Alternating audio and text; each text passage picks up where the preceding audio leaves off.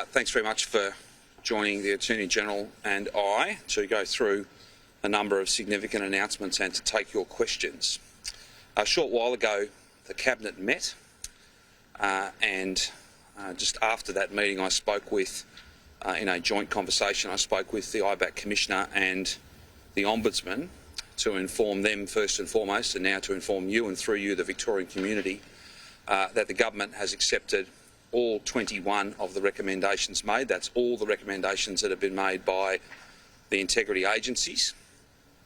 This is critically important, as I think Commissioner Redlich made the point today, and indeed the Ombudsman as well, Deborah Glass, that this is a package of reform.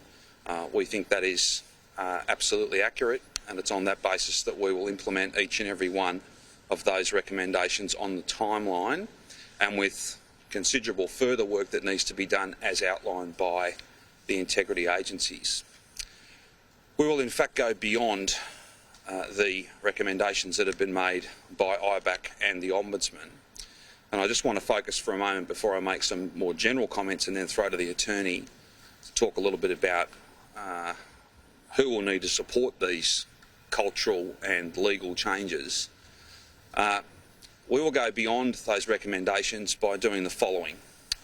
2 years ago, we began a process of reforming our party, and it needs to be more, though, than just party rules, and more than just the rules of one party.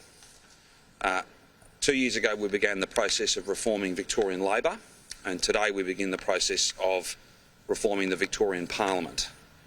We want to write into Victorian law that in order for political parties to receive public funding, they will need to deliver in their administration the highest of standards. Things that we have already begun the process of doing, things we've already done over these last couple of years as a Labor Party.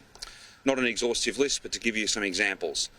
Payment of memberships via traceable means.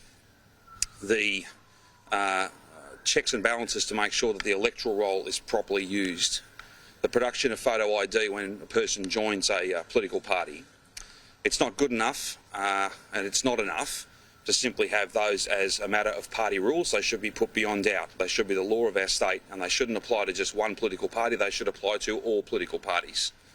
I'm not making any judgments about any other political party. I'm just making the point, and I've communicated this to both the Ombudsman and the IBAC Commissioner, that we will fully implement and go well beyond that by writing that into law. If a political party did not have processes and practices and plans to deliver all of those things, and potentially things like periodic external audits, as we have had, the most comprehensive audit I think probably in Australian political history. If a political party did not take those things seriously and did not deliver best efforts, best endeavours to deliver all of those things and potentially more, then they would not be eligible for public funding. Public funding which of course increased substantially when we made sweeping donation reforms at the end of 2018.